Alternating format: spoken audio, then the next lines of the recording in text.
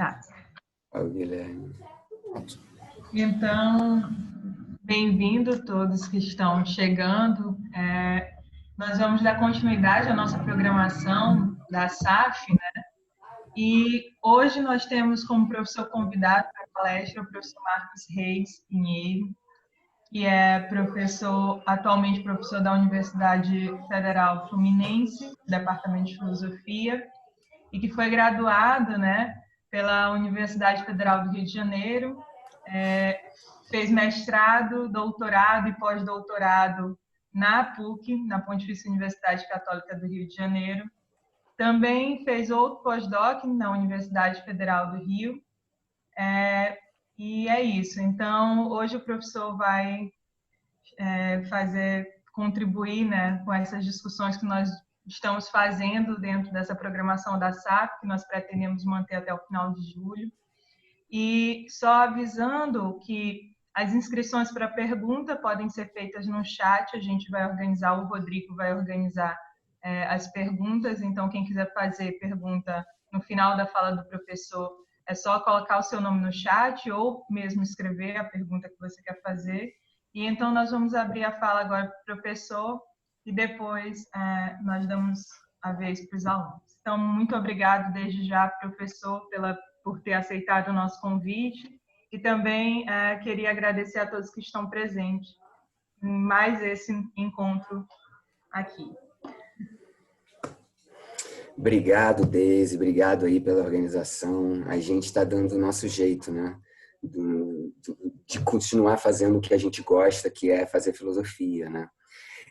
A gente está tentando sobreviver sendo alimentado pelas coisas que a gente gosta. Quero agradecer muito, Deise, que entrou em contato comigo, mas todos vocês aí, pela força, pela garra, né, de a gente continuar fazendo o que a gente gosta, né, e sentindo tanto prazer em poder trocar essas ideias, fazer o pensamento funcionar, né, fazer o pensamento andar, né. Eu tenho estudado aí nos últimos anos esse tema dos padres do deserto. E é um tema pouco conhecido, mas eu cheguei nele pela via do Pierre Hadot, né, e do Michel Foucault, com essa ideia geral, que é uma expressão do Pierre Hadot, mas você encontra em textos antigos, da filosofia como forma de vida, né? E essa ideia aí de ir para o deserto, né? São autores, são os primeiros monges. Na verdade, você não pode nem explicitamente qualificar eles como monges exatamente, porque o monasticismo, enquanto instituição, ainda não tinha começado. Eu estou falando dos primeiros séculos do chamado primeiro movimento monástico, né? O auge do movimento monástico ainda antes das instituições século IV, 300 e pouco, mas nosso herói, assim, a figura paradigmática, a gente vai falar dele, é Santo Antão. E essa imagem do deserto para hoje em dia, ela ficou para mim de modo muito mais forte. Desde que começou a quarentena, a imagem do deserto e esse sobreviver, né, num deserto, a gente, de alguma maneira, se viu muito pobre, né, nisso que aconteceu no mundo. O mundo ficou pobre, né? O mundo ficou, de alguma maneira, os seres humanos experimentaram uma certa sensação de deserto. Eu acho que deserto é uma boa palavra para experimentar, para falar do que a gente está vivendo hoje em dia. É estranho que a gente não está em nenhum deserto, né? Mas a sensação, especialmente um deserto afetivo e deserto social, apesar de existir esse meio aqui, mas pelo menos um deserto de toque, né? A imagem do deserto, ela me veio ainda mais forte frente a esses estudos que eu estava fazendo, né? E eu quero apresentar esses padres do deserto na linha, né? Apresentar eles também como uma proposta filosófica. Eles não são simplesmente, se é que você pode falar simplesmente religiosos, né? E se é que a gente pode fazer uma separação entre religião e filosofia nessa época, né? Mas eu quero, para poder apresentar essas pessoas que eram homens e mulheres, existiam também grandes cenóbios, né? E esse termo é importante, né? Os koinobios, né? O termo cenóbio vem de koinobios. Eu vou ficar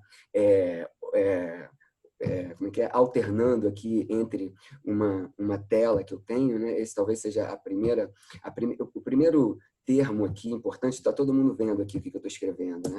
O primeiro termo aqui importante é anacoreses, que é um retirar-se para o deserto, né? Então, os monges, antes de ser monges, eles foram homens e mulheres que resolveram sair da cidade e ir para o deserto, né? Ir para o deserto para quê? Para enfrentar os seus piores demônios, né?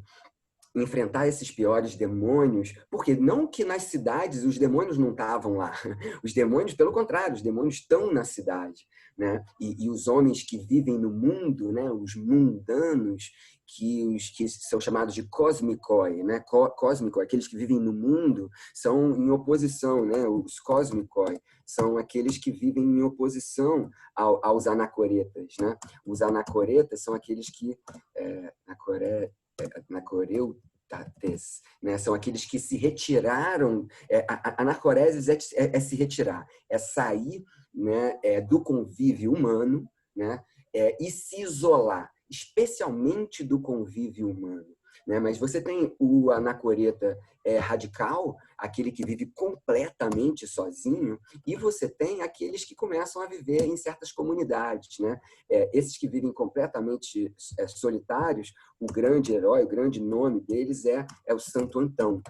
E é muito famosa as imagens dele lutando contra demônios. Vocês têm muitos quadros, estou pensando agora, poderia ter trazido as imagens.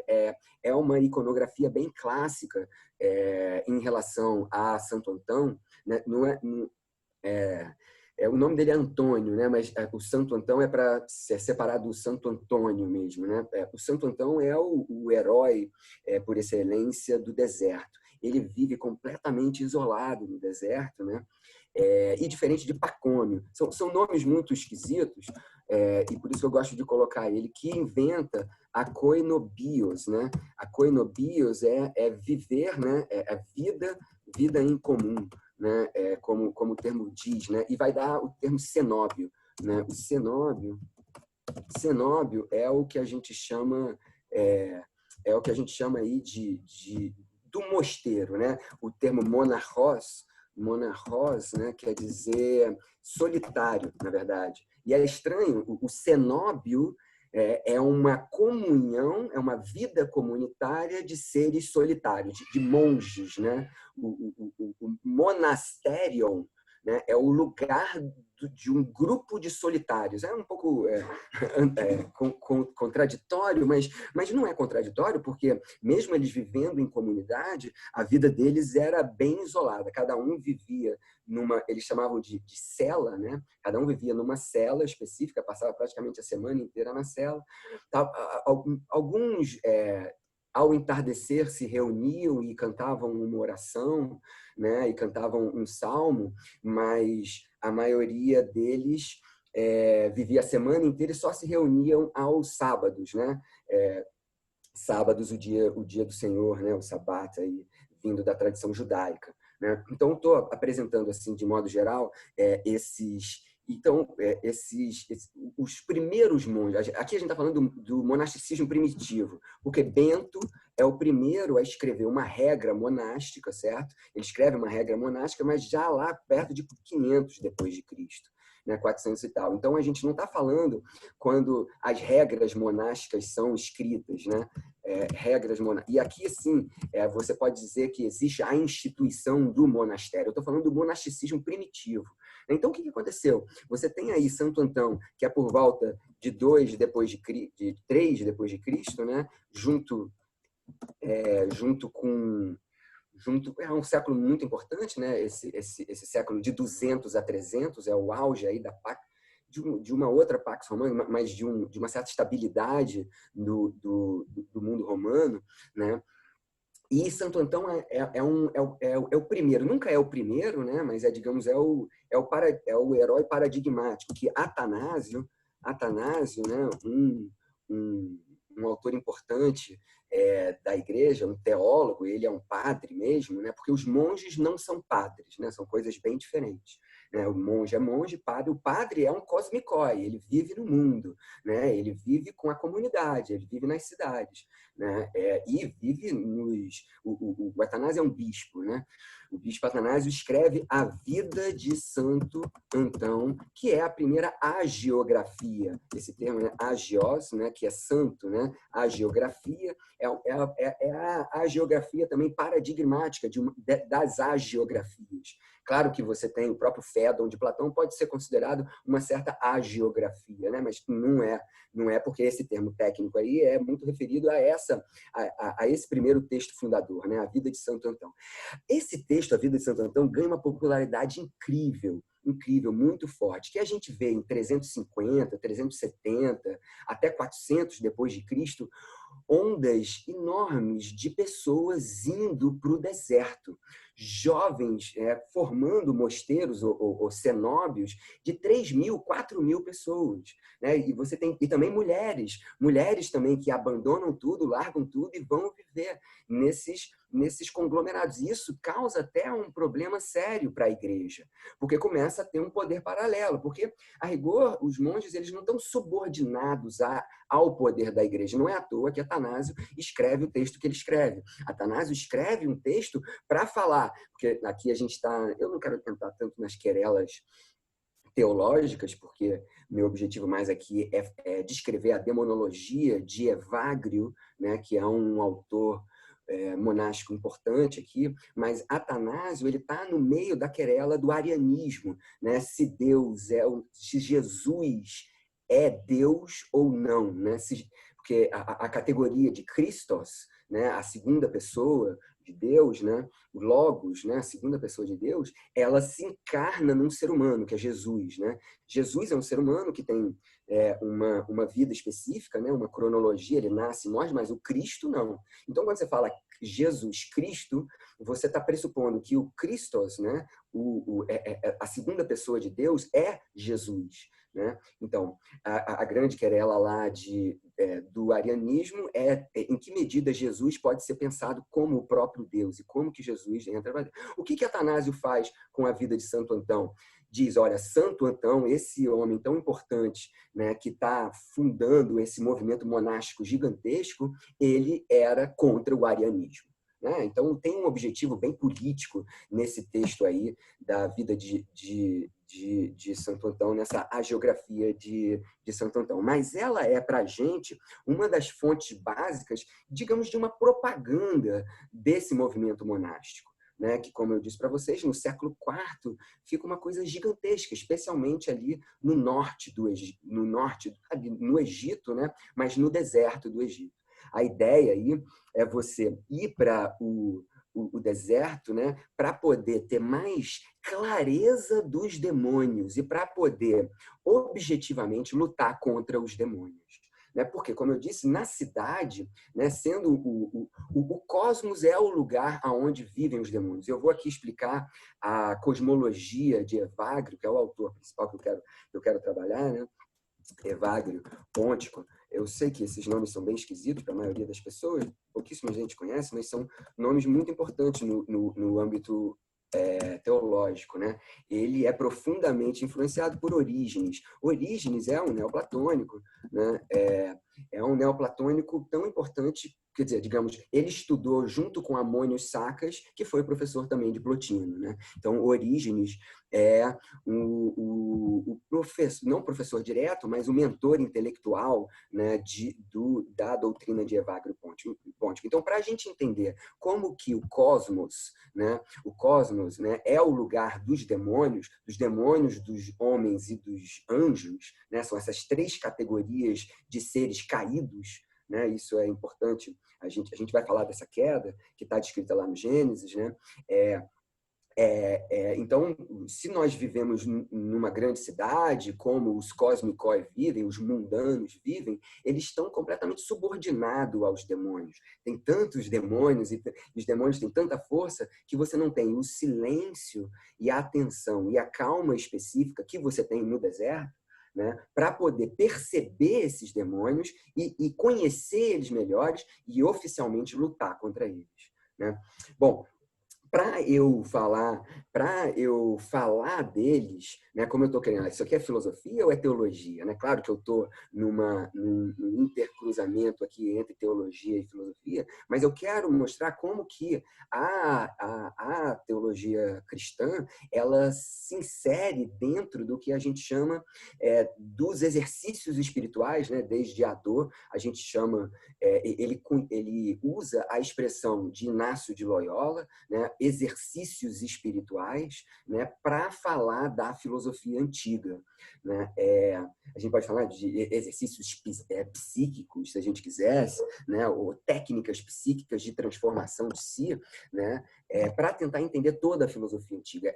E Hadot ele é um jesuíta, né? Ele vem de uma tradição, ele não continua o tempo todo, mas ele vem de uma tradição jesuíta. E ele traz, então, esse conhecimento do Inácio de Loyola, né, com os seus exercícios espirituais, para tentar entender a filosofia antiga. E ele causa uma revolução, tanto dentro dos estudos clássicos, né, do que a gente pode chamar de classicismo, daqueles que estudam a filosofia grega, quanto fora, como, por exemplo, Foucault. Foucault não é exatamente um classicista, apesar dele ser um erudito gigantesco, né? Os livros dele, Hermenêutica do Sujeito, Coragem da Verdade, Governo de Si e dos Outros, né? São livros impressionantes de erudição e de análise de textos, né? Claro, ele tem que é o que o Foucault vai estudar no final da vida dele, são os últimos 4 anos, ele dá essas aulas, né, sobre a filosofia helenística, né? Então, é muito influenciado por Pierre Hadot, né? Pierre Hadot até tem um texto criticando um pouco o que o Foucault faz, né? Mas a ideia, né? Então, a filosofia helenística, especialmente com os cínicos, né? Estoicos, epicuristas,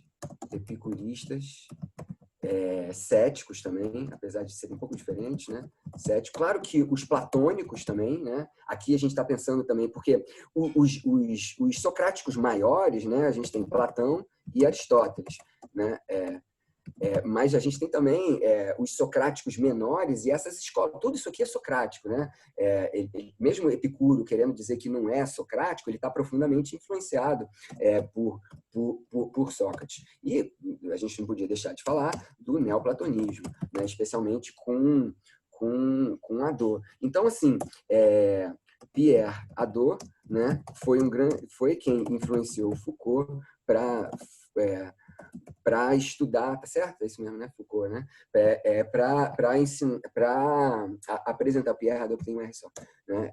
É um R só ou é 2 R's? Estou na dúvida, me ajuda aí. Acho que é um R só. Pierre Hadot, né? Tem os acentos ali. Bom, vocês perdoem meu quadro aí, tá? É só para ter os nomes ali, né? Então, o que o Pierre Hadot fala?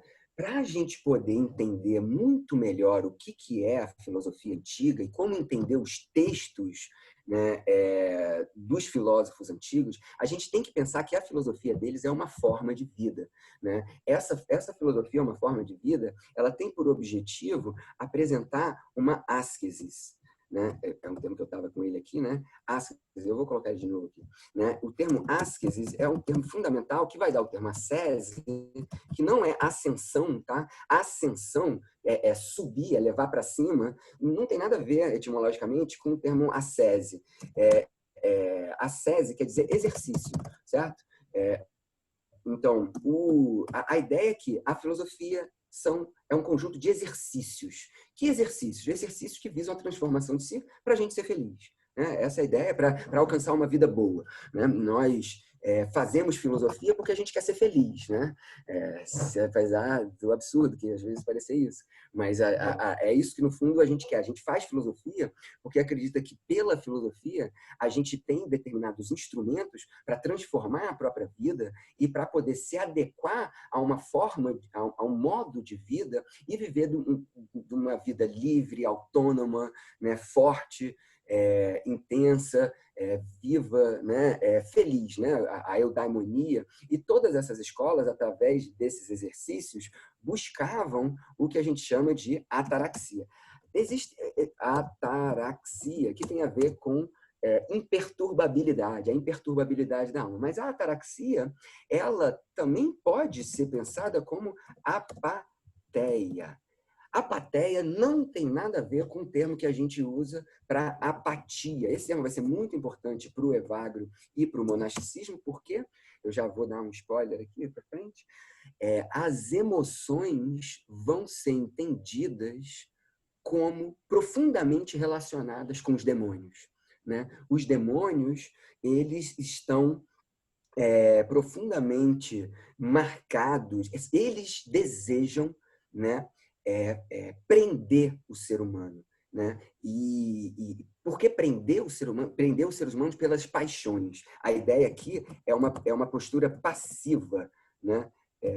Passivo, né? Passivo. É isso mesmo? Gente, me ajuda aí quando eu começo a falar. Passivo tá certo, né? Passivo, porque o termo em grego, em latim é passio, né? Passio, que vai dar paixão, né? Que tem a ver com essa ideia. Então, o termo melhor para apatheia é impassível. Impassível é que você não está subordinado, você não é escravo, né? A apatheia, como a ataraxia, é um estado de alma, tem muito a ver com saúde, muito a ver com força e muito a ver com atividade. A atividade própria do homem, a atividade natural do homem é viver da forma mais... enfim, cada uma das escolas vai ter, no epicurismo a mais prazerosa possível, no estoicismo a mais natural possível, né? No cinismo a mais autônoma possível, mas também a mais natural, né? E todas elas têm a ver com não se subordinar à paixão, né? As paixões, elas são as emoções, né? As emoções, elas têm patos, né? Patos, como traduzir patos, né? Patos muito... o plural é pater, né? Emoção, né? Ela está muito relacionada com a ideia das emoções, né? E eu quero apresentar alguns elementos estoicos nessas lutas dos padres do deserto contra os demônios, né? Eu quero apresentar a tipologia dos demônios como uma tipologia de paixões. São as 8 grandes paixões, que depois vão dar os 7 pecados capitais, lá com Gregório Grande, muito depois. Mas Evagrio é o primeiro a fazer o que a gente chama de tipologia demoníaca, né? Uma tipologia de demônios, né? Eu vou falar dela aqui, né? Uma tipologia de demônios. A tipologia de demônios é uma organização, né? Desses demônios, né? Organização demonológica, né? Quem conhece um pouco teologia conhece esses termos, né? A demonologia ou a angiologia é o estudo e a organização dos demônios. Para quê? Para tentar catalogar eles, entender eles muito bem e entender as artimanhas do demônio. Isso é muito importante. O demônio é muito inteligente. Os demônios, os diabos, né? Os demônios, a gente pode tentar falar desses termos também, mas eles são inteligentes e eles usam de máscaras, eles usam de artimanhas para tentar te convencer e, na verdade, te prender, te subordinar a paixões, a emoções que te escravizam, né? É claro que a imagem principal aí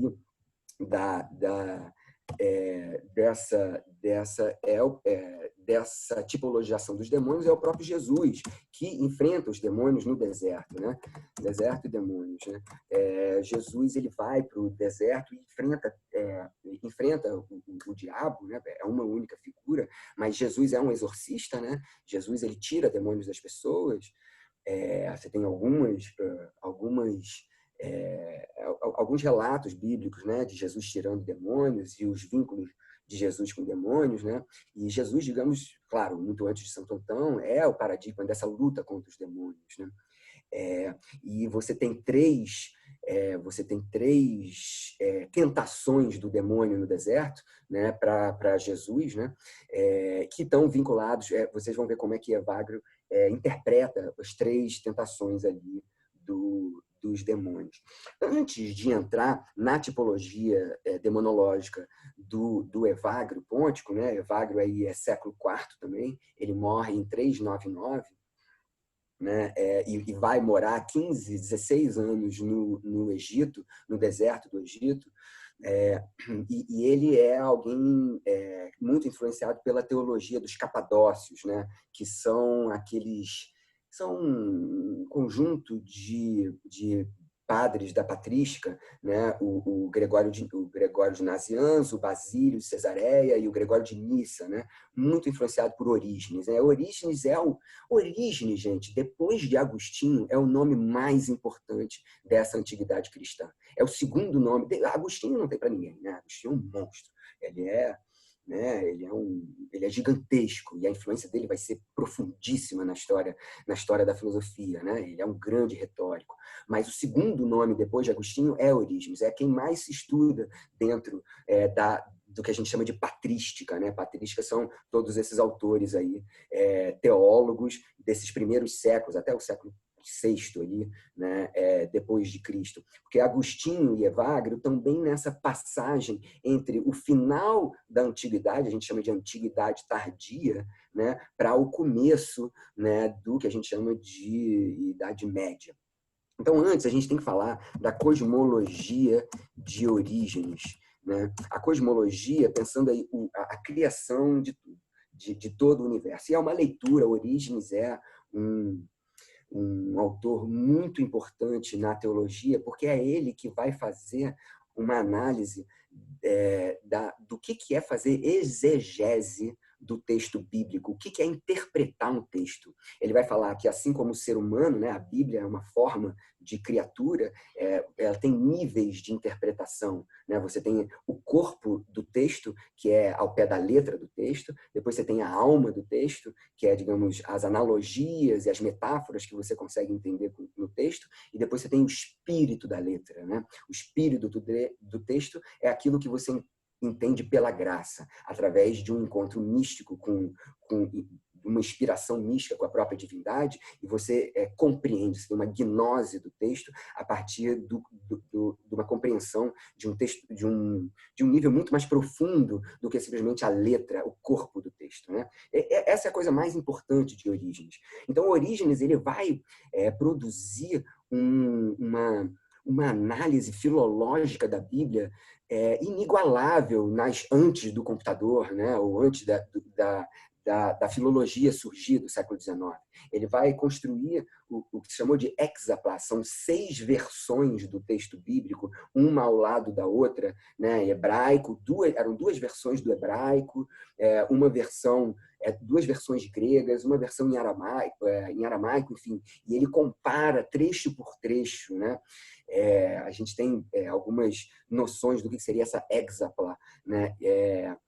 Hexapla, porque são 6, né? São 6. Hoje em dia é difícil vender um livro bilíngue, né? Imagina um livro com 6 línguas, né? É isso que o Orígenes fez no século III depois de Cristo, né? Enfim, Orígenes é um autor muito importante, e que ele, analisando ali o Gênesis e alguma coisa já ponto pacífico hoje, existem 2 criações. Ponto pacífico, eu digo, nos estudos da Bíblia, né? Existem 2 criações no Gênesis, né? Tem uma primeira criação, que é, na verdade, a mais recente, que é a sacerdotal, em que é criado em 7 dias, e você tem homem e mulher os fez iguais, e depois você tem a segunda criação, que hoje em dia, por estudos filológicos, já sabe que é a mais antiga, é a já vista, não, desculpa, acho que é a eloísta, porque são 3 grandes vertentes, né? A sacerdotal, eloísta e a javista ali na Bíblia. Você tem a deuteronomista, mas é basicamente é muita informação, né? Mas o que importa para a gente ali é que Orígenes já percebe que tem 2 criações. Se você for ler a Bíblia ali, é bem diferente mesmo. Você tem a criação desde o zero ali no Gênesis, né? Uma primeira criação que ele cria tudo em 7 dias, né? E depois uma segunda criação é que tem a Eva. E nessa primeira criação você tem o homem e a mulher os fez iguais, né? E aí a segunda criação, que começa em 2.4, se não me engano, no livro do Gênesis, você tem essa diferença muito grande, né?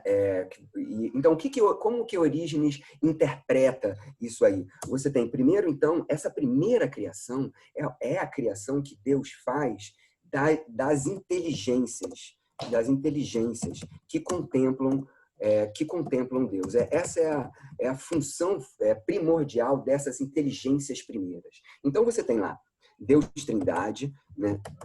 Deus Uno-Trino, né? Que cria, num primeiro momento, as inteligências, que o que elas fazem? Elas contemplam esse Deus Uno-Trino, né? Melhor botar assim. Né?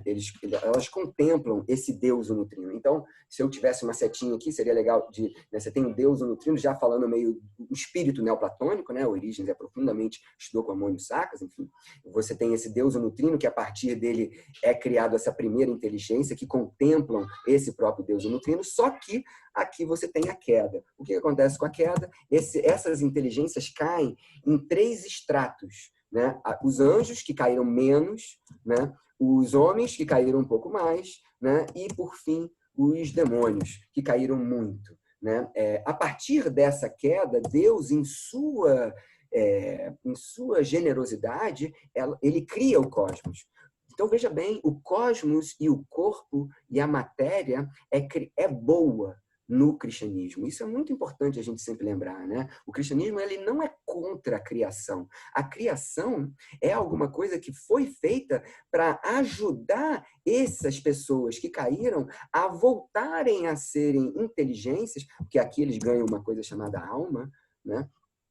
A alma, ela só passa a existir aqui, e eu estou vendo sempre a Deisiele aqui, ela já está percebendo aqui, né, as 3 hipóstases aqui do Plotino, né, o uno lá por cima. Claro que isso aqui a gente está no âmbito cristão, né, é diferente, né, mas o Deus, então, ele cria através de uma inteligência fundamental, que é o Cristo, né, ele cria Jesus, o cosmos e o verbo. O verbo é mais complicado, mas, digamos, as escrituras, o cosmos e Jesus são criações de Deus, né? Claro, através do Cristo, para tentar ajudar anjos, homens e demônios a voltarem a serem as inteligências que eles eram antes da queda, certo? Então, o que acontece aqui? A gente tem 2 forças. Nós, os seres humanos, somos seres intermediários, né? Que estamos entre demônios e anjos. Os anjos tentando fazer a gente se lembrar dessas inteligências e, no final das contas, do Deus Uno, né? E, por outro lado, os anjos ajudando e os demônios querendo puxar a gente para baixo. Então, aquela imagenzinha da consciência, né? De um anjozinho, de um demôniozinho falando, isso é bem dentro desse âmbito monástico aqui, né? Então, a gente já está entendendo mais ou menos aqui o que é a estrutura, né, dessa cosmologia. Isso aqui é bem complicado e a gente pode falar mais sobre ela. Então, o que eu quero entrar mais? A gente poderia ir para vários lugares aqui. Acredito que eu ainda tenho aí uns 25 minutos, mais ou menos metade do meu tempo, para entrar propriamente na demonologia de Evagrio, né? Então, como eu disse, Evagrio é esse autor que vai para o deserto. Você tem toda a história dele, mas ele chega no deserto e passa 16 anos lá, muito influenciado por Orígenes, por essa cosmologia de Orígenes, né? que apresenta essa estrutura de criações, de quedas e de retorno. Qual é o objetivo do ser humano? É conseguir ler no cosmos, conseguir, através de Jesus e através das Escrituras, se lembrar do seu estado natural, que é essa contemplação feliz e perfeita, né, desse Deus unutrino, né, desse Deus primordial aqui.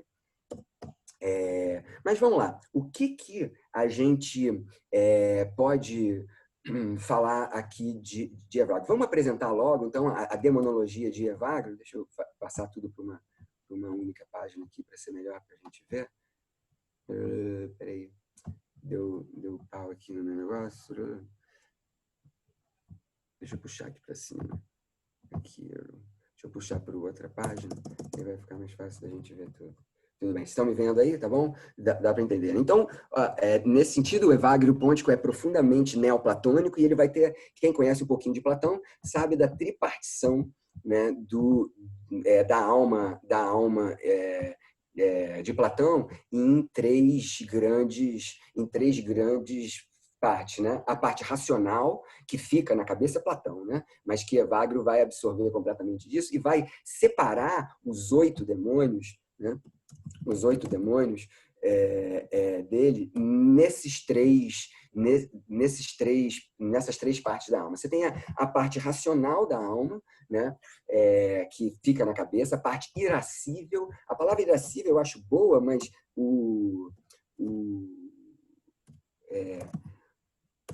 como é que chama? O Evagrio usa muito o termo timós, né? Timós é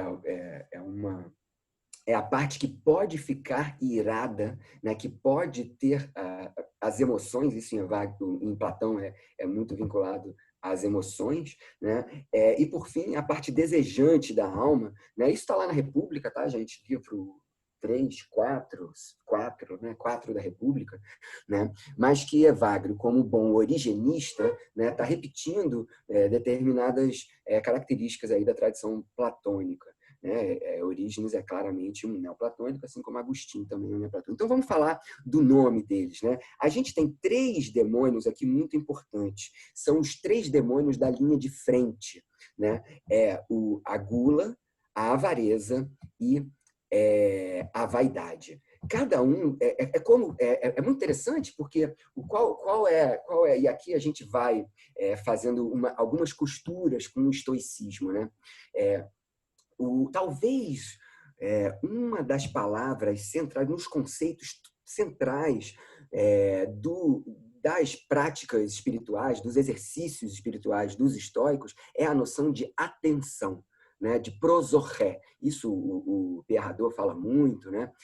Prosorré é o que, apesar do Evagrio usar um linguajar um pouco diferente, é o que se deve fazer com os demônios, né? Você deve prestar atenção. Quando que os demônios aparecem? Então você tem uma cronologia dos demônios. Você deve perceber em que lugar você está quando os demônios aparecem, né? Então você tem uma espacialidade, uma geografia dos demônios. Você deve também perceber a ordem que os demônios aparecem. Que demônio aparece em seguida de outro, né? Que demônio aparece junto do outro e que demônio tem repulsa ao outro, né? Os demônios eles funcionam muitas vezes juntos, né? E atacam de modos específicos, né? Então o Evagrio fala que os 3 demônios fundamentais aqui é a vaidade, a avareza e a gula. Mas todas as emoções, elas começam com a gula, né? Com a gula, né? Na verdade, é uma certa raiz. Apesar da prepotência, né, ser o demônio fundamental que originou a queda, aquela queda lá, tanto dos anjos, quanto dos homens, quanto dos demônios, ela tem a ver com uma prepotência. Qual é a prepotência?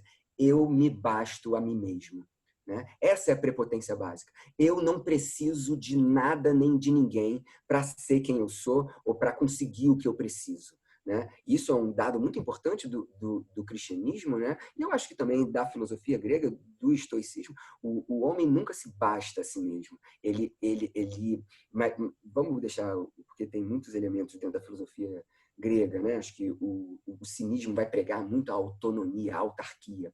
Mas aqui, no cristianismo, a ideia própria é, não, o homem nunca vai ser feliz sozinho, sem a ajuda de Deus e de Jesus e das Escrituras, né? É através de Deus, é através de algum tipo de auxílio que o homem pode. Então, é a prepotência que é a ilusão de que eu me faço por mim mesmo, eu não preciso de ajuda, né? Essa é a ilusão básica que gera toda a queda e todos os outros demônios. Então, claro, você tem uma importância aqui da prepotência, mas a gula, ela é o primeiro dos demônios. Então, assim como a gula está no âmbito da parte desejante da alma, a avareza também está da parte irascível da alma. Assim como a vaidade, ela tem... que preponderância? É ela que vem primeiro. Os outros demônios, eles vêm atrás. E o linguajar militar é muito importante na descrição dos demônios, desde muito cedo, né? O linguajar militar é muito usado. Aliás, o termo ascesis, né, é um termo do atletismo, né, que quer dizer exercício. Quem faz a transposição explícita, né, do termo, digamos, transposição, usando um linguajar, né, da bibliografia secundária de Platão, né, a transposição do atletismo para a filosofia é Diógenes o Cão, né, que apresenta apresenta os exercícios filosóficos comparados com os exercícios de atletas. Então, se você é um corredor, você tem que correr todo dia, né, para poder correr bem. Então, se você quer ser feliz, você tem que praticar as virtudes. Você tem que ser corajoso, justo, temperante, sábio, né? Então, você tem que tentar se esforçar para ganhar uma determinada habilidade. Isso é muito importante, né? As almas, elas têm habilidades latentes, né, que precisam ser exercitadas. Então, você quando nasce, você não sabe tocar flauta, mas se você praticar tocar flauta, você vai aprender, especialmente se você tem o dom de tocar flauta, né? Mesma coisa com coragem, mesma coisa com sabedoria. Isso são habilidades que você tem. E você tem que se exercitar para conseguir ganhar essas habilidades. Então, mesma coisa com os demônios. A gente tem que se exercitar para conseguir vencer esses demônios, porque a gente está aqui em guerra, né? Essa é uma noção muito fundamental. Ir para o deserto é ir para a guerra. E nesse sentido, assim, com toda a admiração profunda assim, que eu tenho por Nietzsche, eu fui convertido para a filosofia por Nietzsche, acho que como muita gente também, mas o que ele diz lá na genealogia da moral, né, se não me engano, ali o ideal ascético, né, é um lado assim bem, eu não sei até que ponto ele Nietzsche leu os apophthegmas, né? Eu quero muito falar, senão eu vou acabar esquecendo. Não existe uma tradução em português. O que são os apophthegmas? São os ditos e escritos, acho que aparece ao contrário para vocês, né? Os apophthegmas são os ditos e escritos dos padres do deserto que foram reunidos, né? Depois você tem várias reuniões desses textos, e o próprio texto do Evagrio, que é o Tratado Prático, né? O Tratado Prático é um dos textos mais importantes, mais famosos do Evagrio, em que ele faz essa tipologização dos demônios aqui que a gente está vendo e explica, né, como que a gente vence cada um deles, quais são os exercícios que a gente tem que fazer para conseguir vencer cada um deles. Então, fazendo um parêntese, vindo para hoje em dia, né, de novo, eu acho que a gente está vivendo nessa pandemia a experiência do deserto e a experiência de conviver muito tempo com a gente mesmo. E os nossos demônios, que a gente pode botar para debaixo do tapete no dia a dia, né? Fugindo deles, né? Ou fingindo que eles não existem, no deserto da pandemia, né? Nesse deserto afetivo, nesse conviver, nesse tempo alongado da pandemia, em que a gente convive muito com a gente mesmo, a gente percebe quando que surgem os nossos demônios, coisas que são muito mais fortes do que a gente e que nos subordinam, e como Paulo vai dizer, né? A virtude que eu quero fazer, parafraseando, eu não consigo, e o mal que eu não quero fazer, eu acabo fazendo, né? Então, eu acho que a gente está num momento rico de perceber os nossos próprios demônios. E é por isso que eu estava estudando essas coisas aí, me veio com mais força aí, em que momento eu sinto gula, em que momento eu sinto raiva, tristeza, avareza, né? Qual é o momento da vaidade e quando que todos esses demônios aparecem, né? Então, só para falar um pouco, a ideia aqui da porneia, né? O vício, digamos, de um excesso sexual, uma subordinação da sexualidade, né? Uma compulsão sexual, acho que a gente poderia falar assim, né? Ela está intimamente atrelada à gula, né? Então, primeiro vem o demônio da gula, e quando o demônio da gula domina o monge, aí vem o demônio da porneia. Né? Elas funcionam juntas, né? É assim que você veja bem, Evagrio é um grande psicólogo, né? E ele percebe, e ele fala muito isso, né?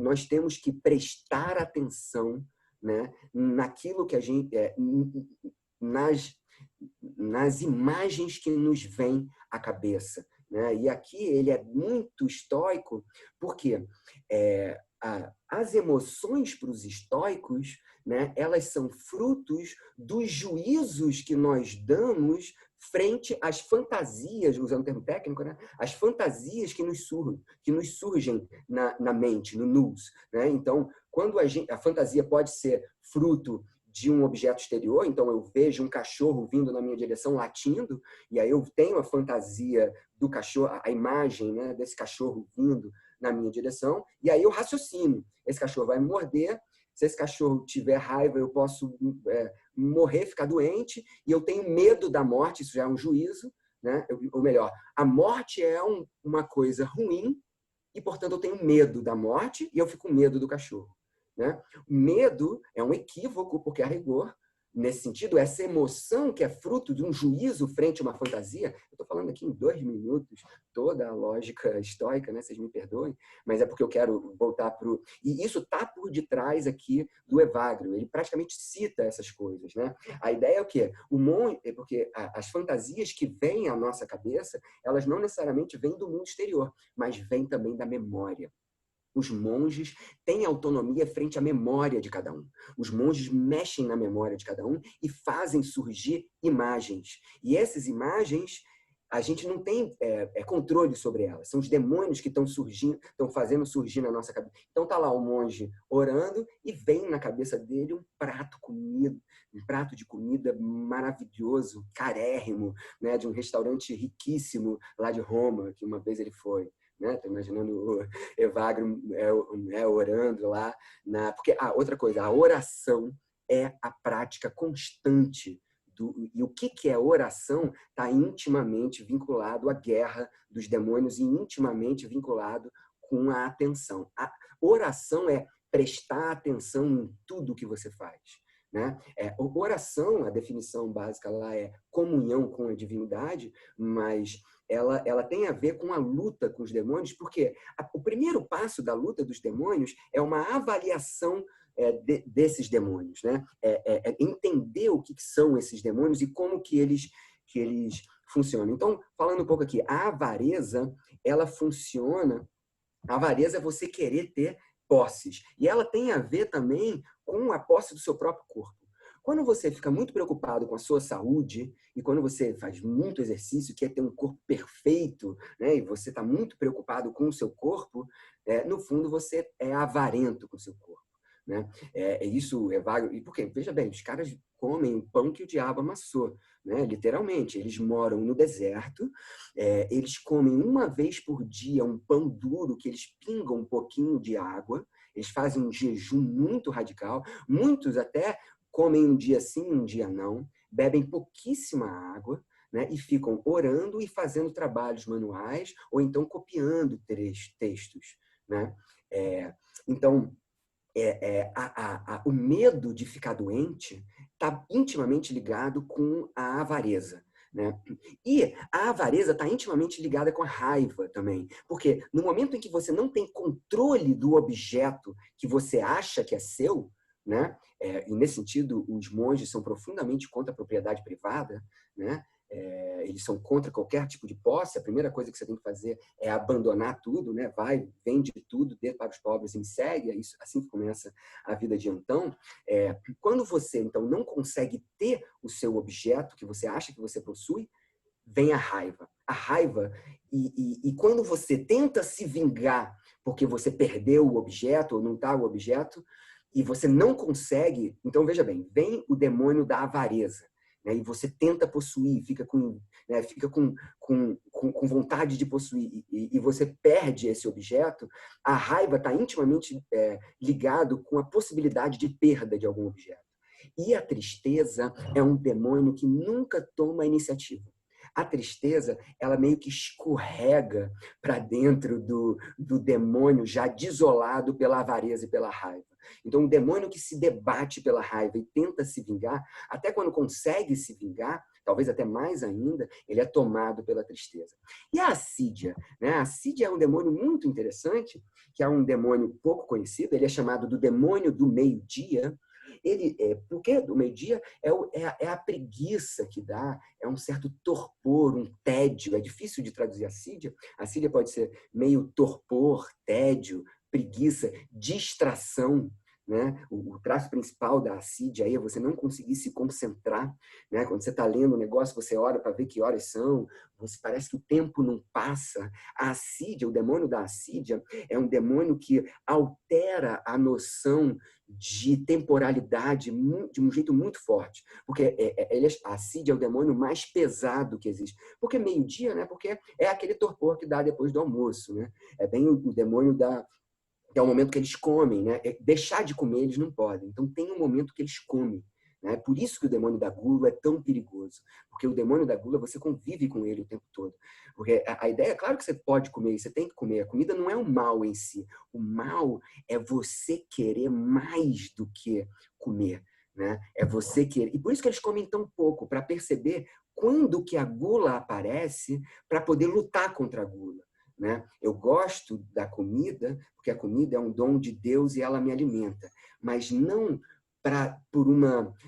por alguma coisa que eu não preciso da comida, por um apego à comida e ao prazer da comida que me afasta ao possível prazer que eu posso sentir com Deus. Toda a ideia aqui é que esses prazeres dessas paixões te subordinam e te afastam de um prazer da contemplação da divindade. Então, o demônio da assídia é o demônio de um tédio, de um torpor, de uma certa melancolia, né? Talvez a palavra melancolia seja boa também. Ele é descrito como o demônio mais pesado, né? Como se todo o peso do mundo tivesse sobre você e como se nada valesse a pena. Né? Eu estou vendo aqui que vai dar mais tempo de eu falar dos próprios demônios do que falar como combater eles. Né?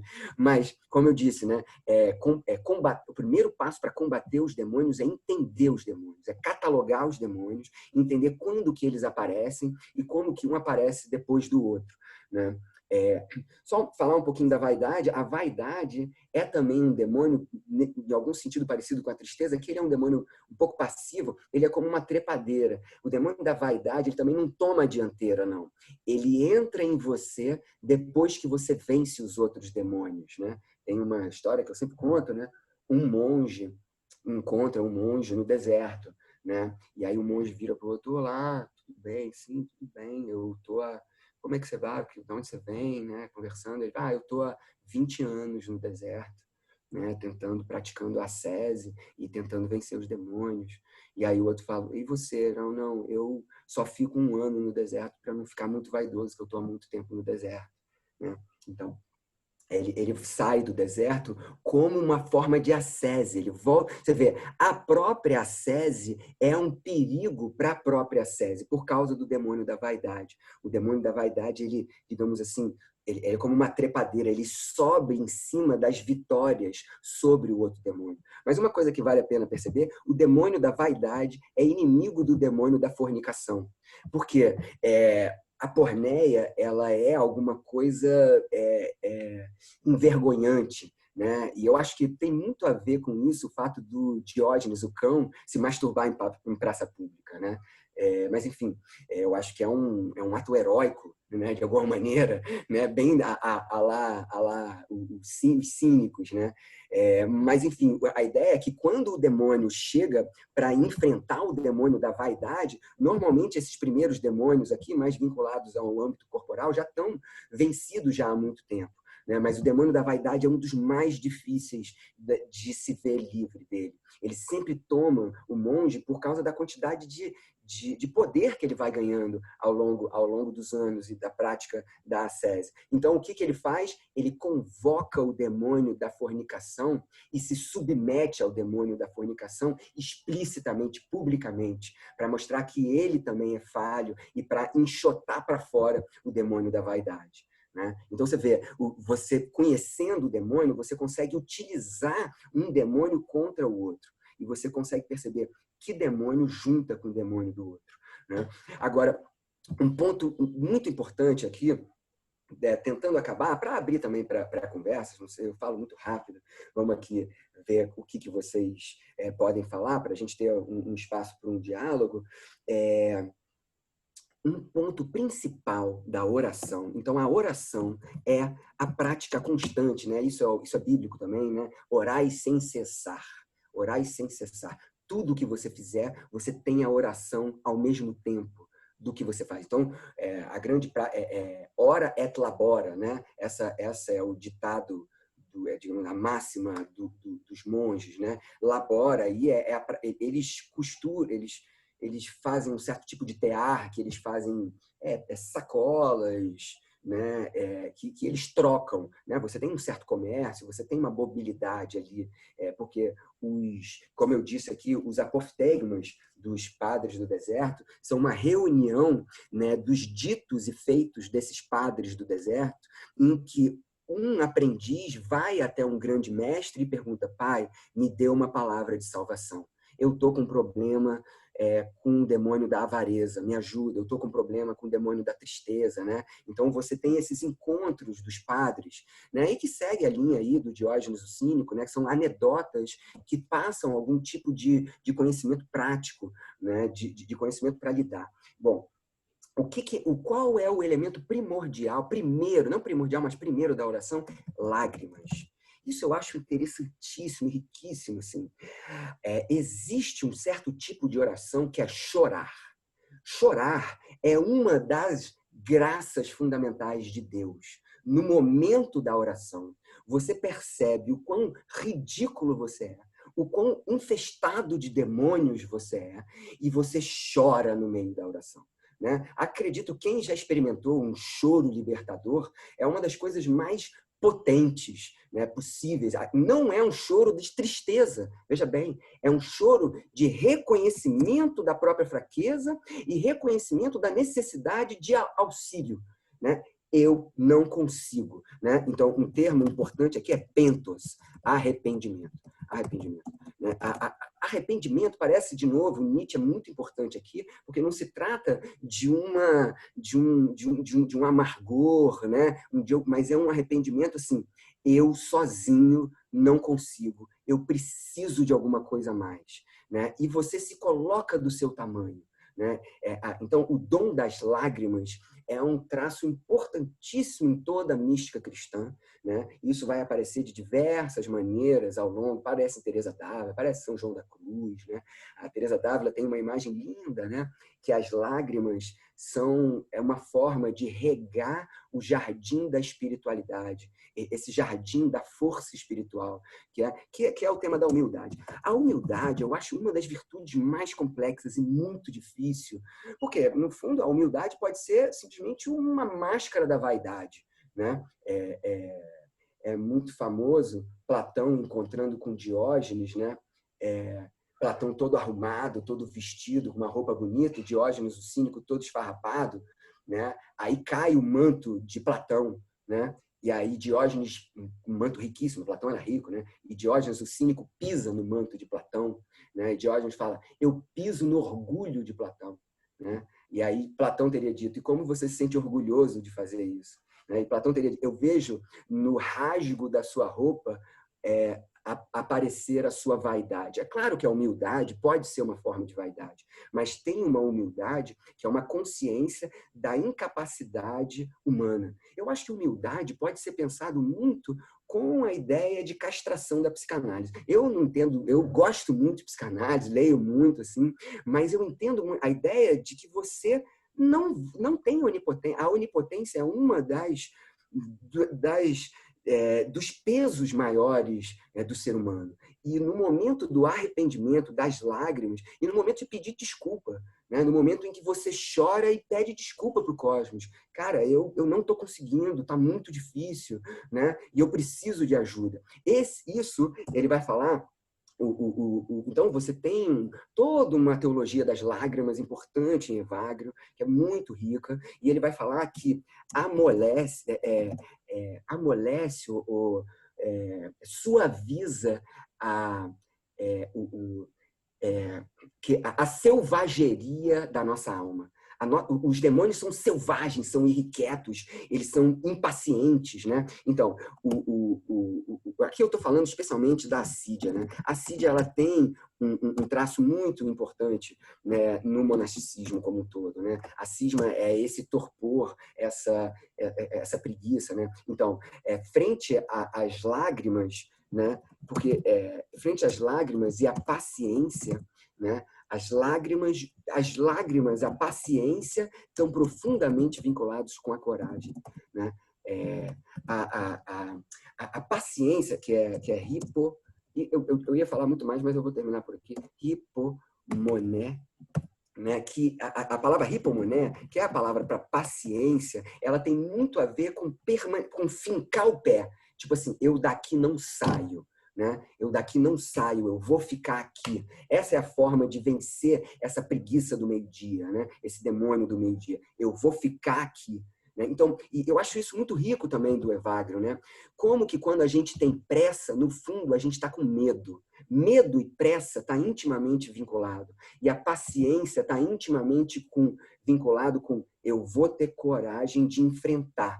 Enfrentar como eu posso, né? A partir dessa sensação das lágrimas. Mas, gente, eu quero ficar aqui, eu já estou falando aqui há 1 hora, né?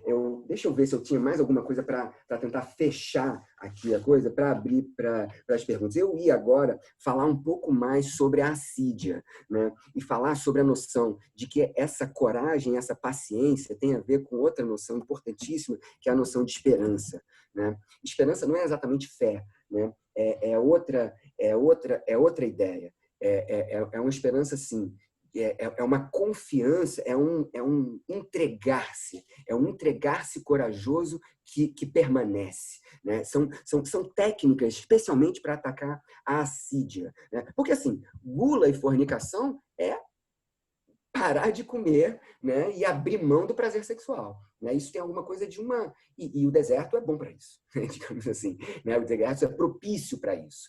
A partir dessa vitória, ou desse enfrentamento muito radical da gula e da fornicação, esses outros demônios, eles vêm com uma força muito grande. E a assídia, ela tem um papel fundamental aí, porque ela dá uma sensação de que nada vai valer a pena. De novo, o Zaratustra ali, eu gosto muito da imagem ali do Nietzsche, né? Eu acho que é da visão e do enigma, que ele está subindo uma encosta escarpada e tem um anão nas costas dele, pingando, né, o eterno retorno no ouvido dele, dizendo: tudo é sempre igual. Tudo, uma pedra que se lança ao alto cai de qualquer maneira. E aí alguma coisa acontece nele e fala, alto lá, que é a coragem, que fala, sai. Né? E aí ele afirma foi assim a vida? Pois muito bem, mais uma vez, sabe? Eu acho que tem alguma... Isso é estoico, né? O amor fati. Eu acho que isso tem muito a ver com o monasticismo. É isso a vida? Pois muito bem, eu quero só isso da vida, né? Mas, gente, vamos parar por aqui, vamos abrir para perguntas. Obrigado aí pela atenção de vocês, viu? Palmas, né? Algum tipo de palmas. Muito obrigado, professor Marcos, pela fala, assim, não sei nem mensurar o tamanho assim, de informações, de apontamentos. Eu mesmo contém um monte de coisa aqui, mas gostaria então de abrir. Eu anotei algumas pessoas aqui que pediram a palavra, mas eu caí por um minuto, eu não sei se alguém se inscreveu nesse meio tempo, mas enquanto isso eu acho que o Ítalo poderia fazer a pergunta dele logo, então. É o primeiro inscrito. Eu leio aí ou você vai falar, então? Não, o Ítalo vai abrir o microfone. Tá ótimo. Posso falar? Valeu, Rodrigo. Obrigado, professor, pela fala. É muito bacana. Eu tenho uma pergunta e, como é antiga, você responde como você achar melhor. Eu estudo Foucault, né? Então eu tenho bastante interesse nesse tema de filosofia como forma de vida. E a minha pergunta, e tem interesse mais pela dimensão política desse tema, né? E a minha pergunta vai um pouco nessa linha. Então, quando o Foucault ele vai ler Os Cínicos, né? Que ele coloca essa questão da filosofia como forma de vida, parece que ele destaca bastante a dimensão ética, né? Dessa performatividade dos cínicos através dessas anedotas, que é uma filosofia, é uma forma de exercício filosófico que vai além da parresia, né? Que bota na matéria da forma de vida. Então eu tenho a impressão de que ela é ética, mas também ela é política, na medida que o Diógenes está sempre na ágora, né? O Diógenes ele não vai para o deserto fazer filosofia como forma de vida. Ele está sempre em contato com o outro, está sempre com a alteridade. Então acho que a dimensão ética e política tem um limite muito pequeno e fica esse atrito. E eu fiquei com a impressão de que nos padres tem mais a dimensão ética, talvez por ter essa religiosidade forte, e tem meio que um apagamento dessa dimensão política. Até quando você falou que eles vão para comunidades, ainda assim eles são solitários dentro das comunidades, né? Então, queria que você falasse só um pouco mais disso.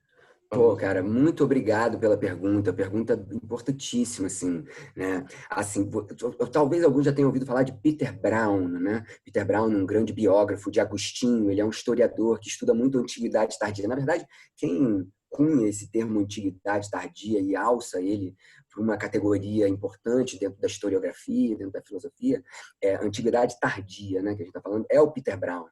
E o Peter Brown analisa os padres do deserto e todo o movimento monástico como movimento político. Para você ver como que essa anacorese tem um retorno para a vida política, porque a princípio a gente pode usar a expressão fuga mundi, né? Fuga mundi, que é uma expressão típica, como uma tradução de anacorese, né? Rora aí é espaço, é terra, né? É cidade, né? E anaese é sair da cidade, então parece que eles estão fugindo da política, né? Como a gente pode ver de alguma maneira o latebiosas lá do Epicuro, o vive escondido do Epicuro, como uma forma de não política. Mas, cara, é profundamente o contrário, né? Não é à toa que Atanásio, um bispo eminentemente político, que é central em toda a querela do arianismo. Veja bem, cara, o arianismo parou o império inteiro por 2 vezes, né?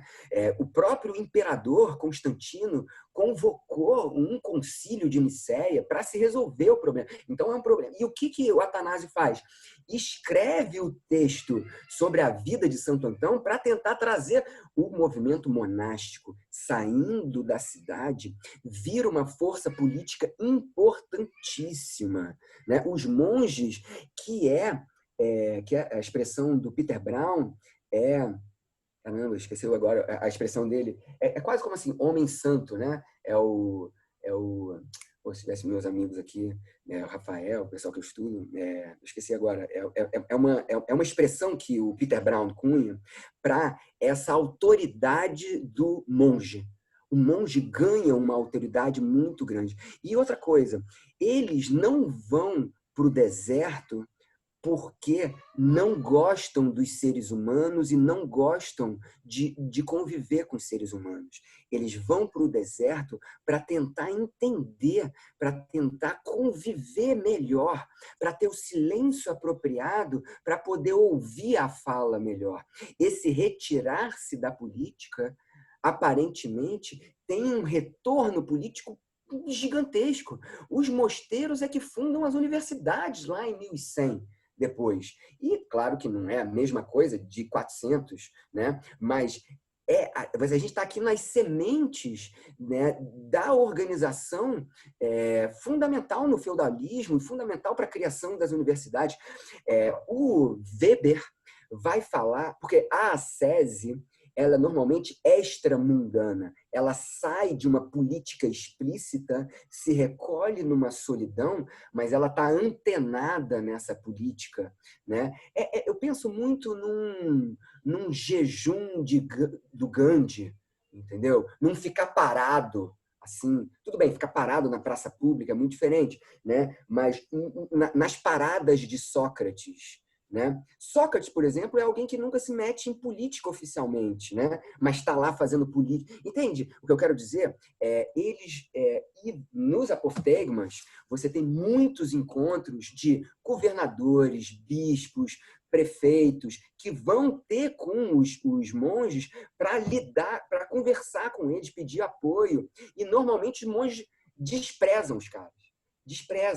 Não querem falar com eles. Falam, olha só, a minha autoridade é muito maior do que a sua, né? É porque ela vem de outro lugar.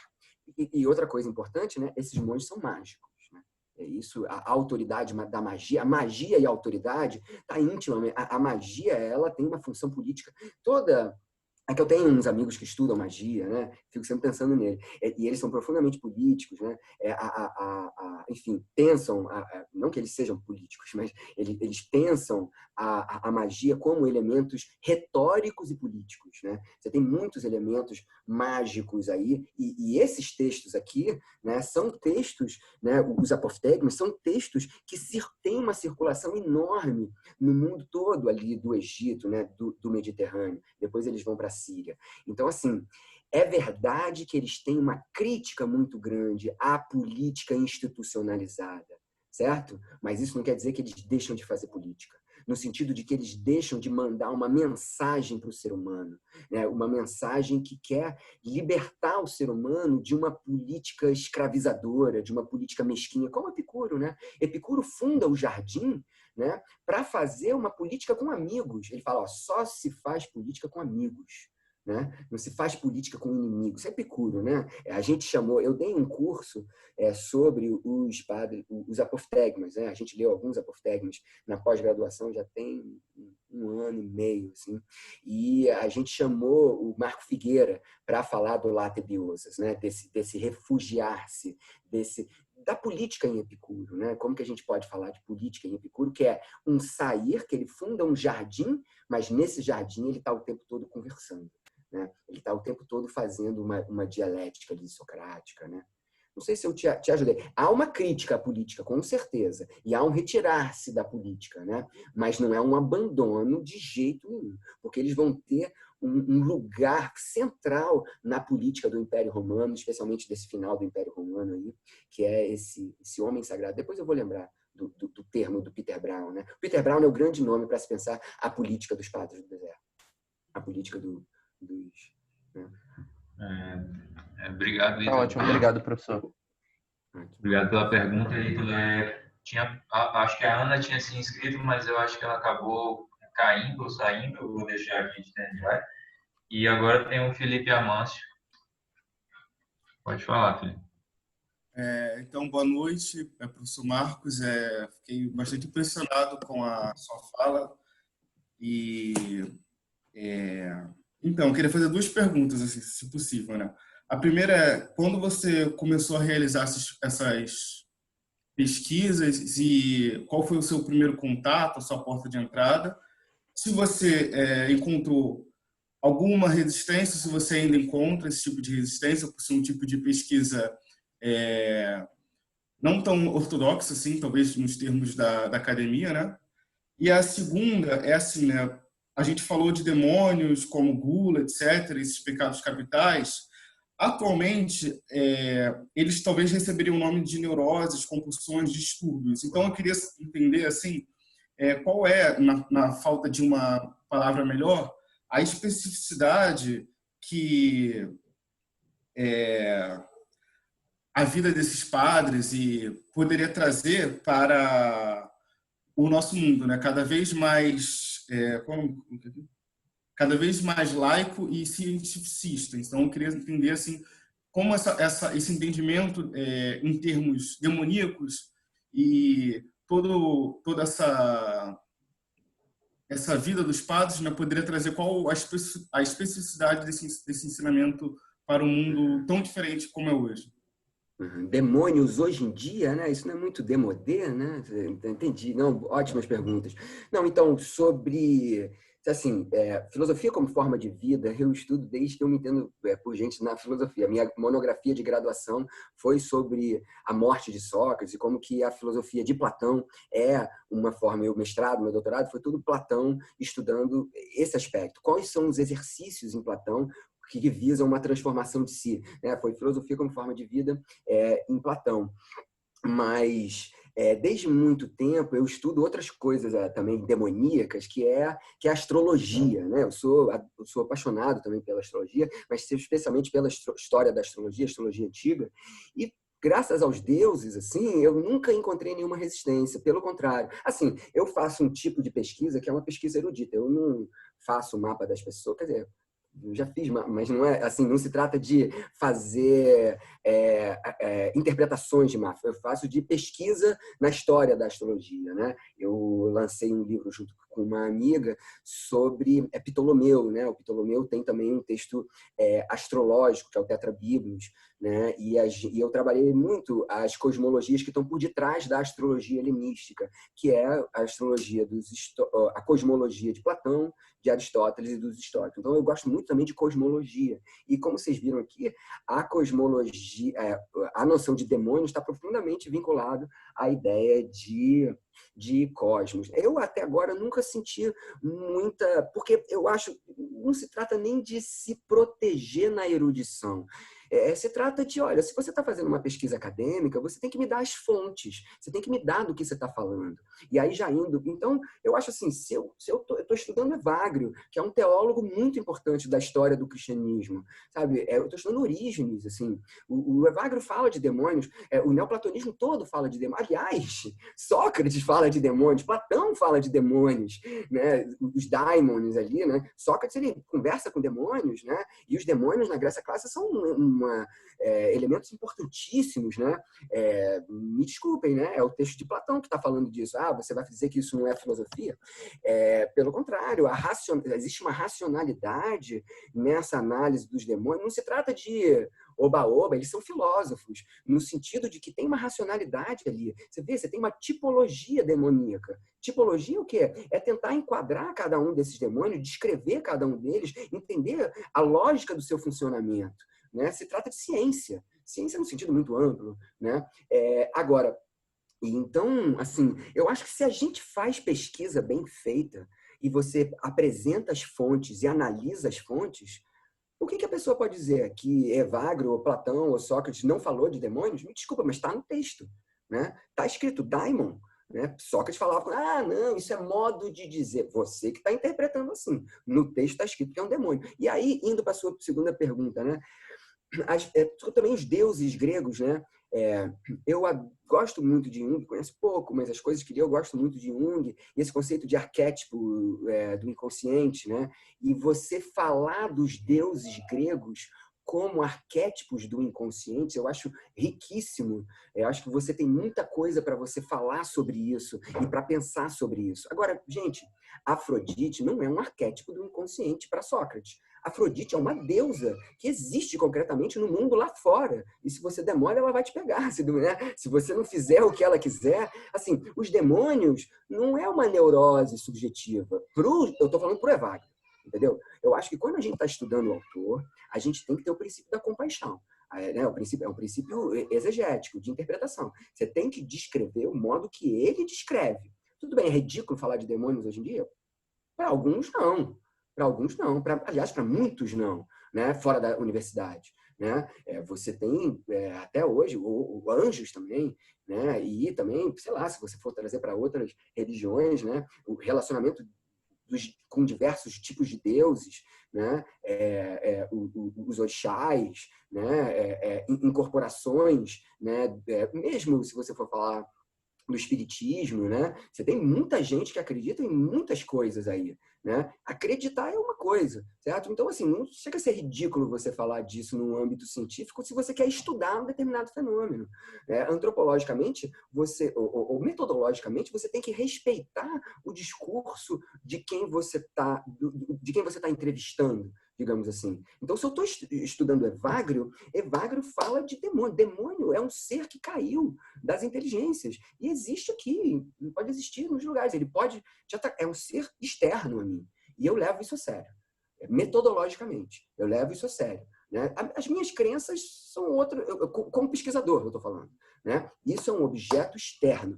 Agora, eu também gosto muito de psicanálise, gosto muito das interpretações.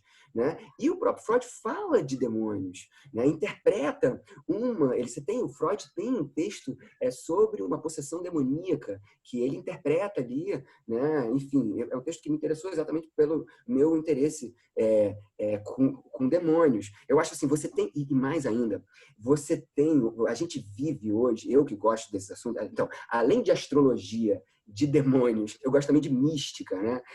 De experiências, outro assunto. São todos termos dentro da universidade, mas, poxa, eu tenho a sorte de ter colegas muito bons, eu adoro a UF, não estou querendo encher a sardinha para minha bola aqui não, mas a UF tem um departamento de filosofia que são meus amigos, assim, além de ser meus colegas, assim, e eles têm uma receptividade muito boa ali na minha pesquisa.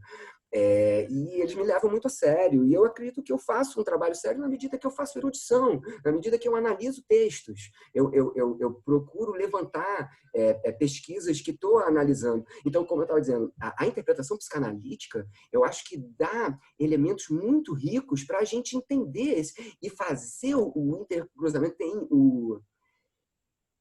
Sempre me foge, né? Eu tenho um psicólogo, acho que ele é psicanalista, mas também estudioso da antiguidade, que trabalha com Evagrio, e ele tem um artigo que me é importante, trabalhando a assídia de Evagrio como melancolia em Freud.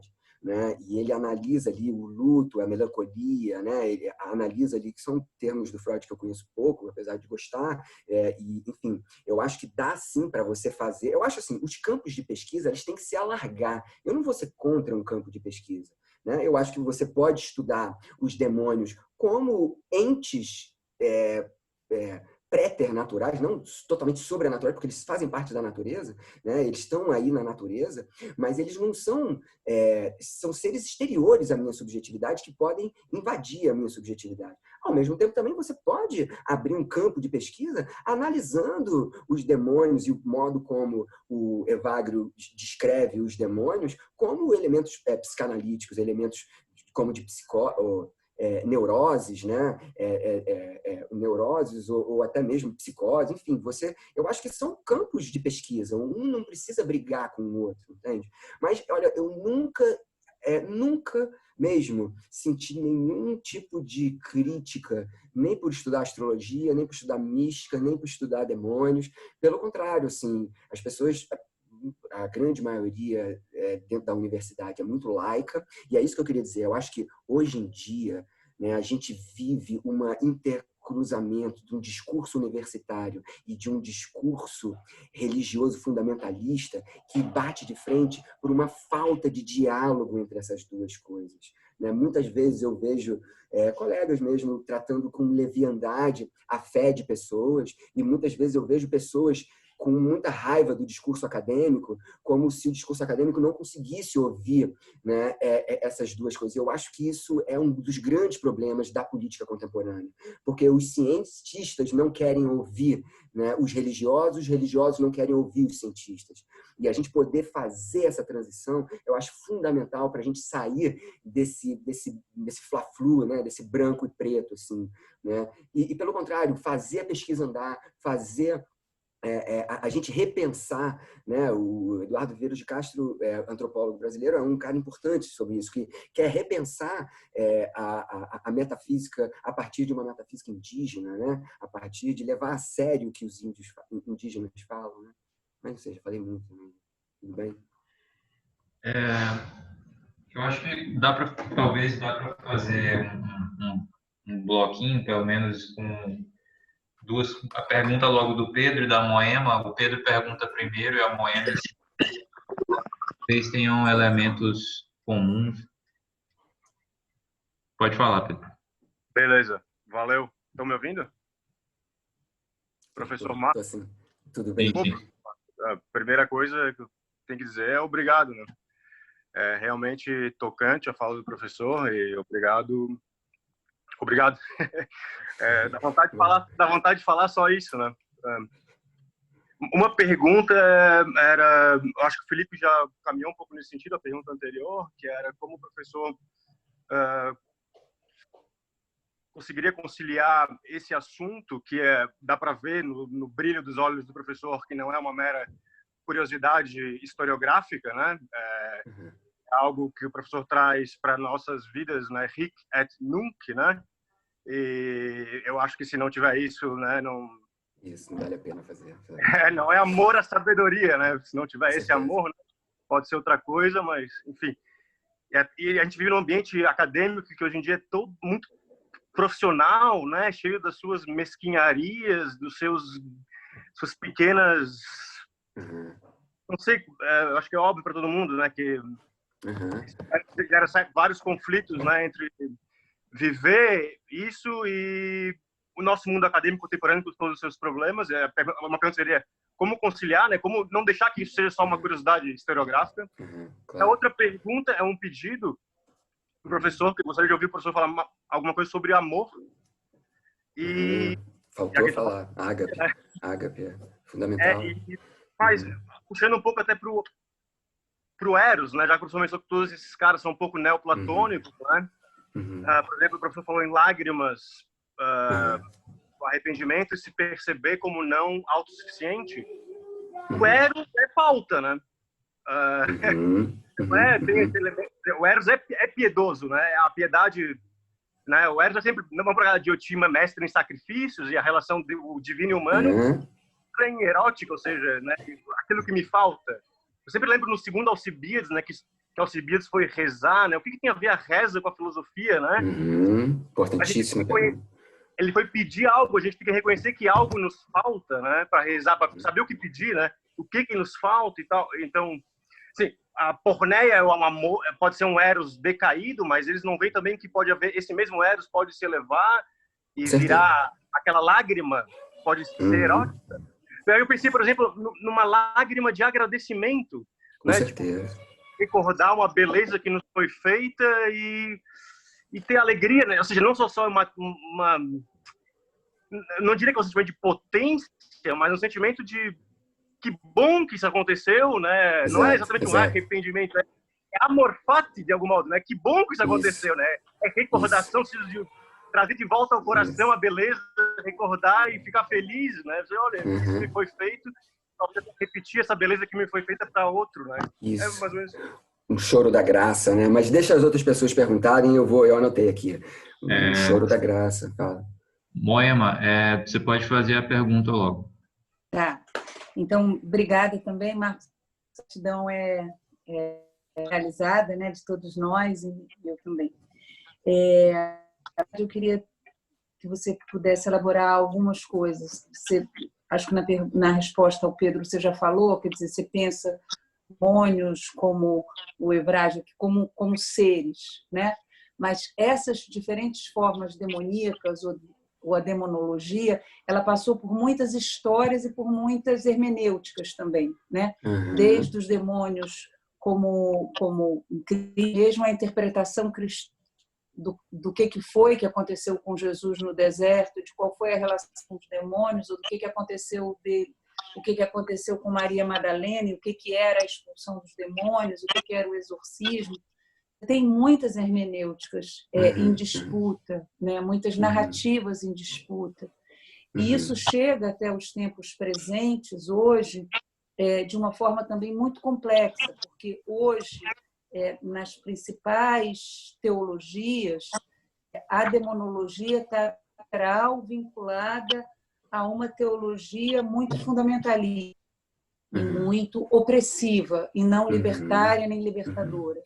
Então, um pouco falar sobre, se você puder, falar um pouco sobre essas diferentes possibilidades de hermenêutica. Por outro lado, você fala dos demônios, e o nome da demonologia que você cita todo o tempo, na verdade, de emoções.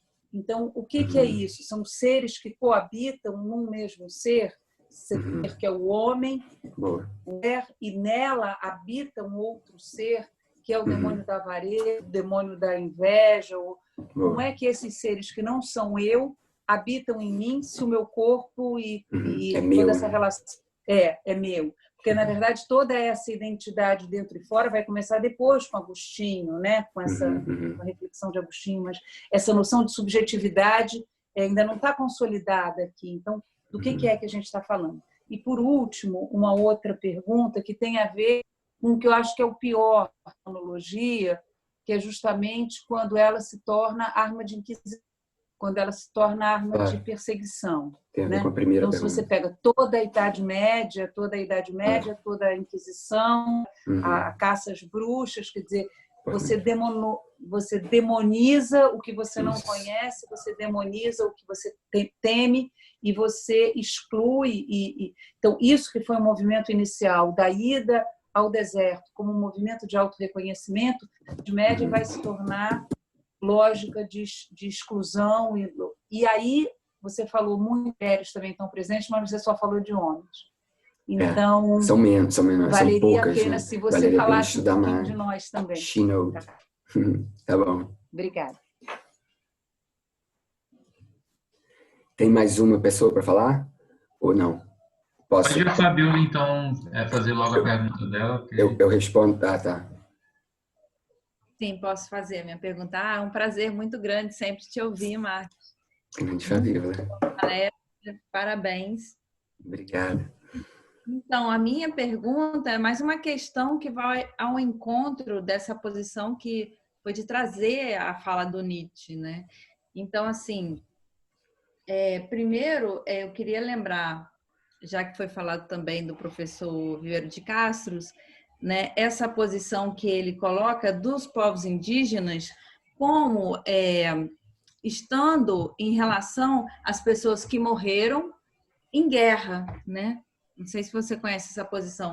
algumas tribos indígenas, as pessoas que morrem, né, elas têm que ser guardadas no mundo dos mortos, né, para que os vivos possam viver.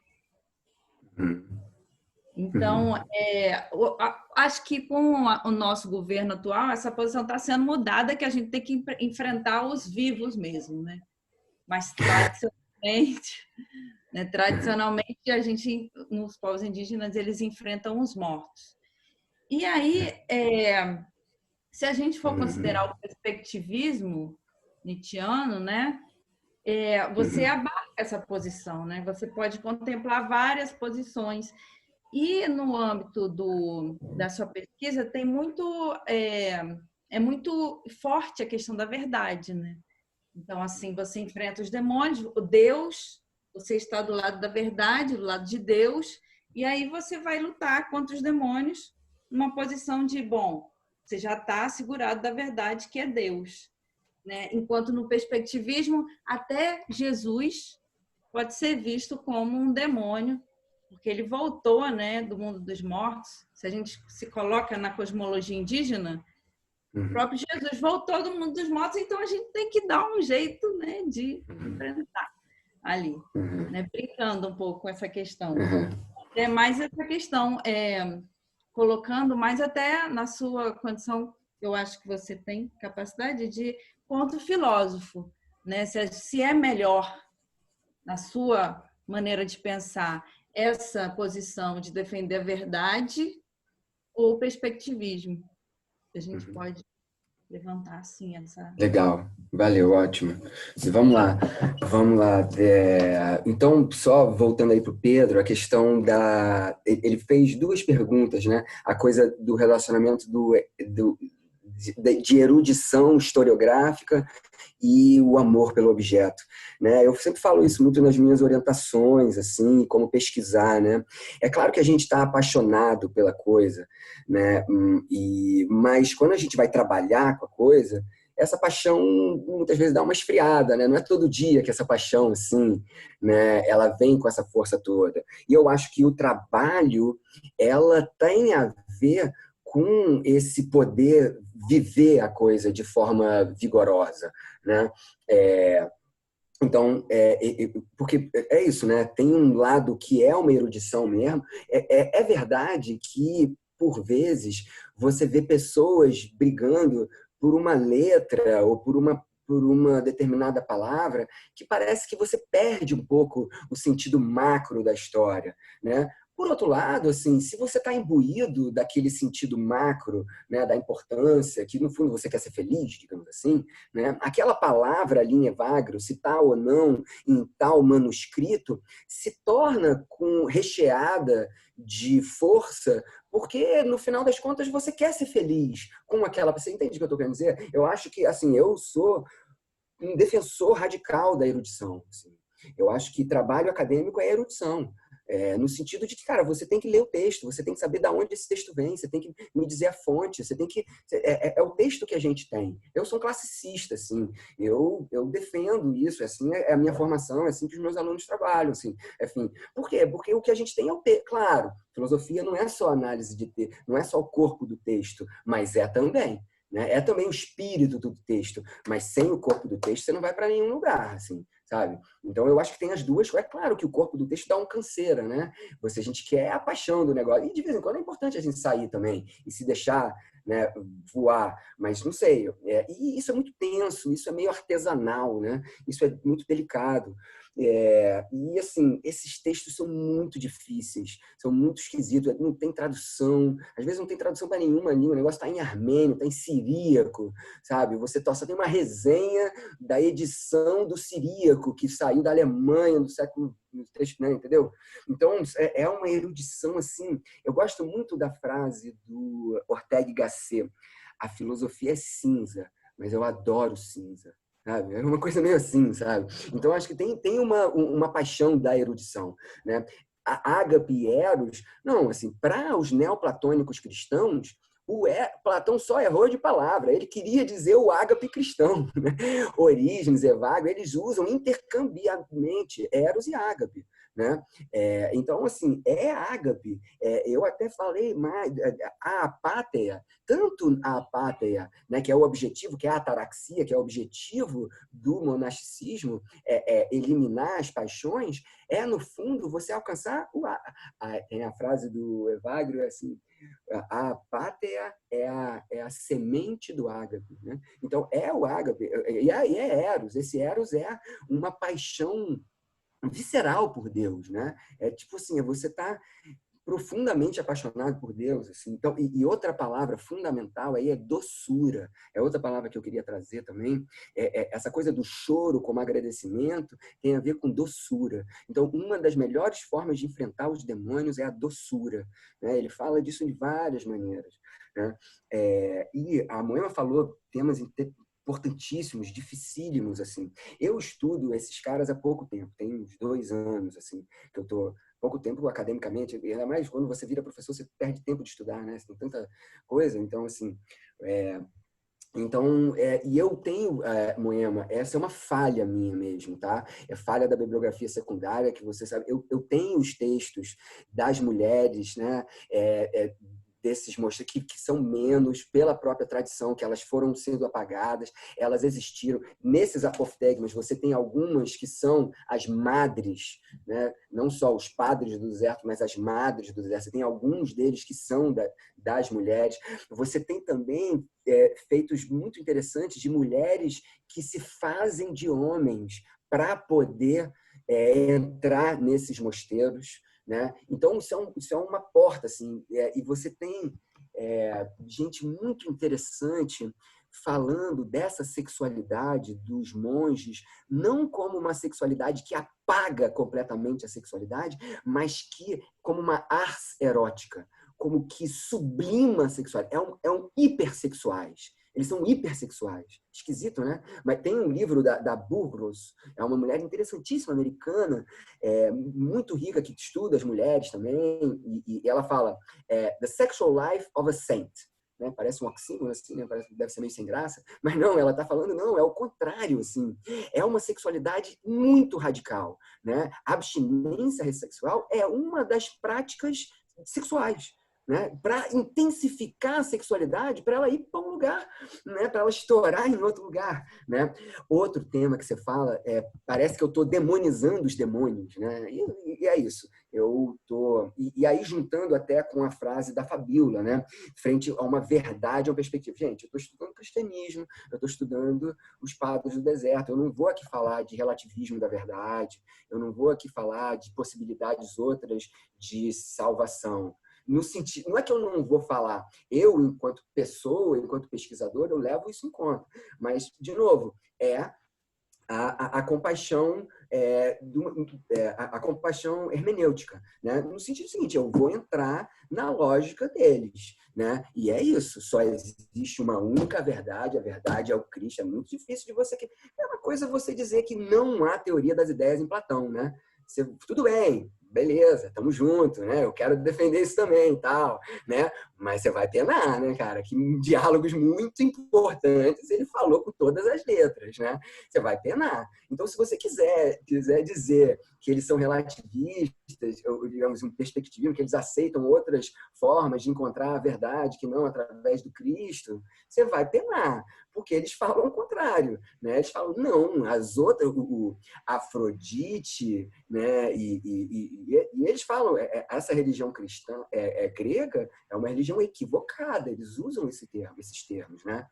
Eu, particularmente, acho um equívoco dos cristãos, porque eu gosto muito de todas as religiões, mas isso sou eu, enquanto pessoa, enquanto pesquisador, que também estou em diálogo com outras formas de religiosidade. Mas na medida em que eu estou lendo e estou sendo um intérprete desse texto, eu tento fazer com que o texto faça o melhor sentido possível e tento dar vigor para o texto. Mas eu não preciso me comprometer com isso que eu estou estudando. Vocês entendem? Eu acho isso não é mau caratismo, sabe? Eu acho que isso pelo contrário, é honestidade científica. Eu estou estudando um texto, mesmo que eu odeie tudo que o cara está falando.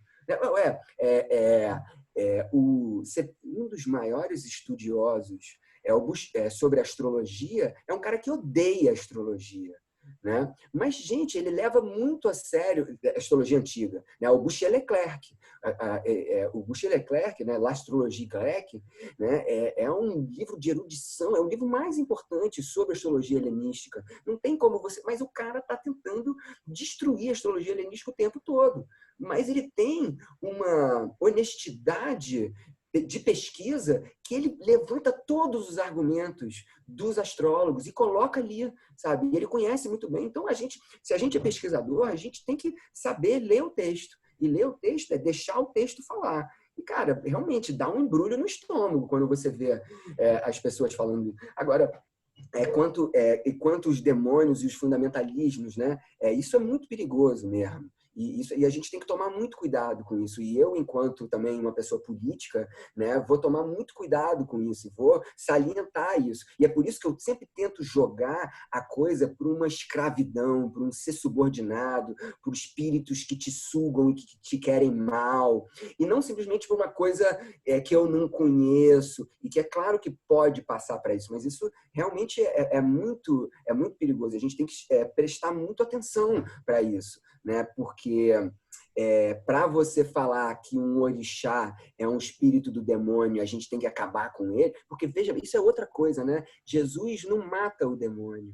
Jesus não acaba. Eu estou até falando, se for, mesmo nenhum monge quer destruir o demônio, pelo contrário, né? Ele quer a salvação do demônio também. E é por isso que ele quer ficar perto do demônio, próximo do demônio, até para entender o demônio, sabe? Não se trata de calar a boca, de excluir e de exclusão. Pô, é cristianismo, né, cara? Isso desde o começo, pelo contrário, é conviver com o demônio, é estar perto daquilo ali e entender. Não é também passar pano, não é também deixar, não é também se subordinar àquele que quer te dominar. É isso, eu estou falando disso, então eu uso o linguajar. E é claro, outras pessoas me vendo, parece que eu posso ser um fundamentalista que estou falando mal de qualquer outra religião, né? Mas eu tenho que, obrigado pela pergunta, de sublinhar isso, né? Pelo contrário, né? Se tem algum cristianismo que é vigoroso e forte hoje em dia, é um cristianismo da abertura, né? Da abertura para todo, um cristianismo que vem